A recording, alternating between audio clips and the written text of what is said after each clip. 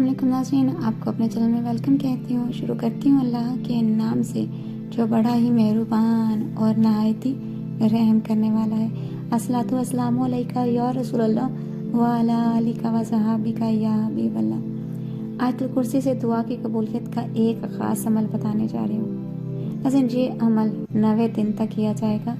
अगर कोई खातून इस अमल को पढ़े तो वो दिन गिन कर 90 का अदद पूरा कर ले। नाज़रीन, इस अमल को शुरू करने से पहले हस्बे तौफीक कुछ सदका या खैरात आपने करनी है जो आपकी हैसियत हो उस लिहाज से।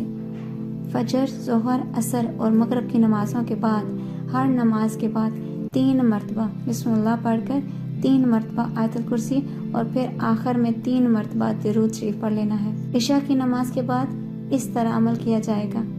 इशा की नमाज के फ़र्ज़ों के बाद दुरूद शरीफ 3 मरतबा, बिस्मिल्लाह के साथ आयतुल कुर्सी 3 मरतबा और फिर 3 मरतबा दुरूद शरीफ पढ़ लेना है। इशा की 2 सुन्नतों के बाद फिर इसी तरह दुरूद शरीफ और बिस्मिल्लाह के साथ आयतुल कुर्सी को 3-3 मरतबा पढ़ना है। फिर आखिर में बिस्मिल्लाह के साथ सूरह फातिहा 1 मरतबा, बिस्मिल्लाह के साथ चारों कुल 1-1 मरतबा आपने पढ़ना है और 1 गिलास पानी लेकर इस पर दम कर लेना है। फिर इस पानी को 3 सांस में आपने पी लेना है। ये अमल करने के बाद खूब अल्लाह ताला से दुआ करें, इंशाअल्लाह हर मुराद पूरी होगी जो आपकी जायज़ होगी। जायज़ दुआ अल्लाह आपकी हर एक की पूरी करे। असीम जो भी अल्लाह से दुआ करता है जायज़ दुआ ही मांगा करे, क्योंकि हमें नहीं पता होता कि हमारे लिए क्या बेहतर है और क्या नहीं।